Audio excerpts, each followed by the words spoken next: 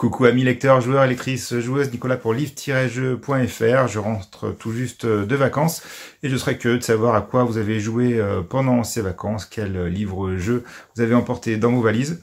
Alors moi, c'est pas un livre-jeu que j'ai emporté dans mes valises, c'est une boîte de jeux de société.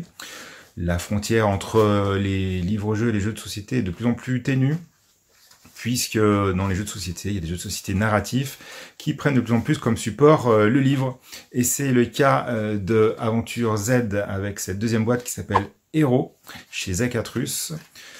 C'est de Sylvestre Pastor. Il y avait déjà une première boîte qui était sortie, qui avait eu mauvaise presse. Moi, les vidéos que j'avais eues m'avaient pas du tout convaincu à franchir le pas.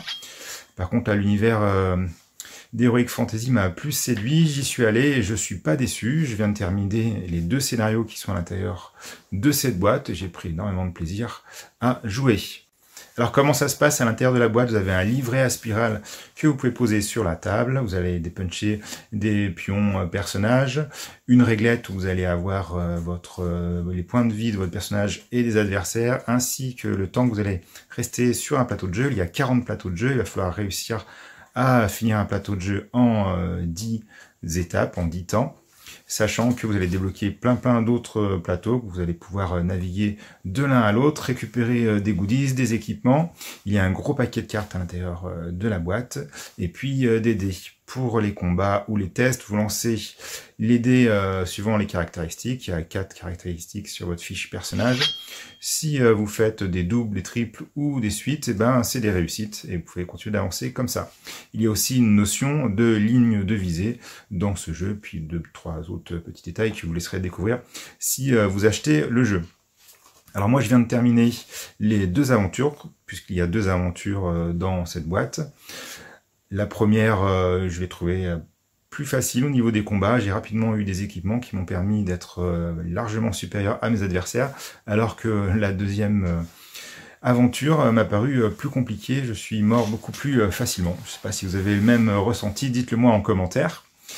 Toutefois, j'ai adoré vivre ces 2 aventures, je trouvais ça très intéressant.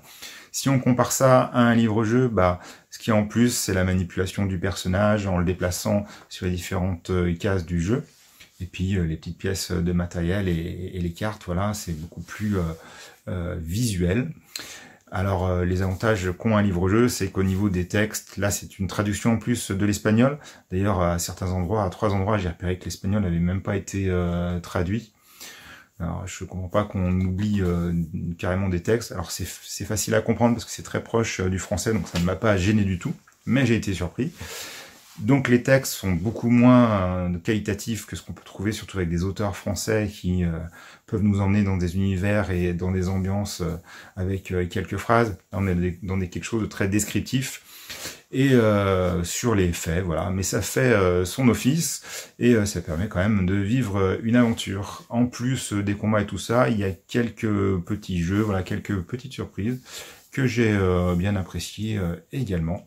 Donc je ne peux que vous conseiller cette deuxième boîte Héros dans cette gamme Aventure Z. Voilà, j'espère que cette petite vidéo vous a plu. Je vous dis à très bientôt, mettez un petit commentaire, un petit pouce bleu, ça me fait plaisir. Bye bye!